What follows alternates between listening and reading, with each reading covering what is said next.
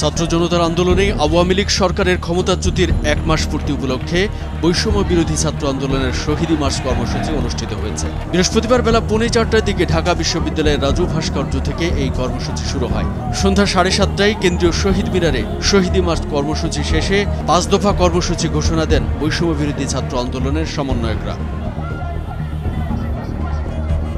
এর আগে বিকেল 3:30টায় ঢাকা বিশ্ববিদ্যালয়ের রাজু ভাস্কর্যের পাদদেশ থেকে শহীদ মার্চ শুরু হয়ে Nilkhet, New Market, science lab, Kalabagan, Manik Mia avenue, Sangsad Bhaban হয়ে ফার্মগেট, কারওয়ান বাজার, শাহবাগ, টিএসসি হয়ে শহীদ মিনারে গিয়ে শেষ হয়। শহীদ মার্চে বিভিন্ন স্কুল, কলেজ, মাদ্রাসা ও বিশ্ববিদ্যালয়ের হাজার হাজার শিক্ষার্থী এবং সাধারণ জনতা অংশ নেয়। সন্ধ্যা 7:30টার দিকে কেন্দ্রীয় শহীদ মিনারে সমাবেশে মিলিত হয়। এ সময় বৈষম্য বিরোধী ছাত্র আন্দোলনের অন্যতম সমন্বয়ক সাজ্জিস আলম বলেন, গণ অভ্যুত্থানের মাধ্যমে যে দ্বিতীয় স্বাধীনতা অর্জিত হয়েছে, এই আন্দোলনে শহীদ ভাইদের রক্ত এবং তাদের স্পিরিট কখনো বৃথা যেতে দেব না। এখনো ফ্যাসিস্টদের অস্তিত্ব রয়েছে বলে সাজ্জিস তাদের হুঁশিয়ারি করে দেন। এই স্বাধীনতা আনতে যারা রক্ত দিয়েছেন, তাদের রক্তের মূল্য দিতে যে কোনো সময় নিজেদের রক্ত দিতে প্রস্তুত আছে বলেও জানান তিনি। আরেক সমন্বয়ক আব্দুল কাদের বলেন, হত্যাকাণ্ডের সঙ্গে যারা জড়িত ছিল তাদের বিচারের আওতায় আনতে হবে। আমরা আমাদের রক্তের সঙ্গে বেঈমানি করিনি, আমরা আমাদের দায়িত্ব পালন করে যাচ্ছি। দেশকে পুনর্গঠনের যে লড়াই, সেটি আমাদের চালিয়ে যেতে হবে। এ সময় 5 দফা দাবি জানান সমন্বয়করা।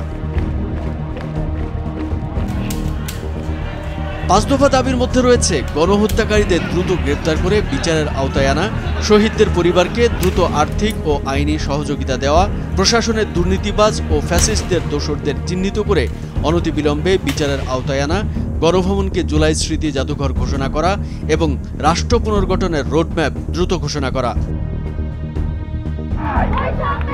বৈষম্য বিরোধী ছাত্র আন্দোলনের ব্যানারে গত জুলাইয়ের শুরুতে সরকারি চাকরিতে কোটা সংস্কারের দাবিতে আন্দোলন শুরু করে শিক্ষার্থীরা।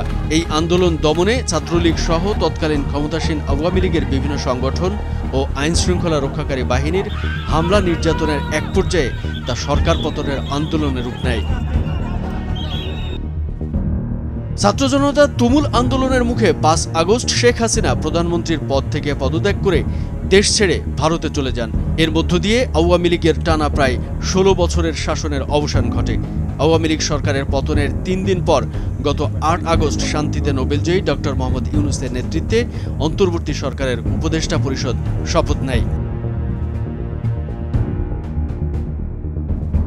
কামরুজ্জামান আরিফ, ভোরের কাগজ।